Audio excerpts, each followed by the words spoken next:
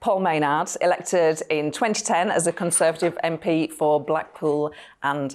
I had cerebral palsy, of course a very broad spectrum, and I know I'm at the milder end, but nonetheless fairly early on. So I was fortunate at school. Only when you got into politics that it became more challenging? Yes. In terms of prejudice? I think that's when people started to notice the difference. Who by? Oh, participants, you know, party members, opposition members. And just going to your maiden speech, actually before I do this, that you always exuded total confidence and strength. But you can't show weakness.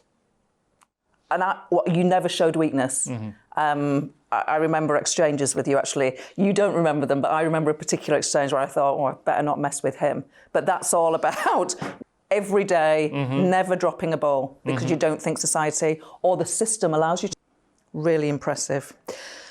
So you said in your maiden speech, which you delivered without notes, you hope the very fact that you were there standing on those green benches representing your constituents, that you would change attitudes. Have you? I was always concerned I might get pigeonholed as an MP. Oh, he's a disabled one, he'll only talk about this. To ensure that that unconscious bias or even conscious bias doesn't exist. Are they a good thing? Do you subscribe? You can't reach into someone's brain and flick a switch. I get an email saying, why were you drunk before you appeared in the House of Commons chamber? So I know I've got to be a little clearer with my diction and how I speak. You know, it still goes on to this day because people simply don't understand. Visible disability. Correct me if you think any of my language is wrong. Who thinks, is it for me?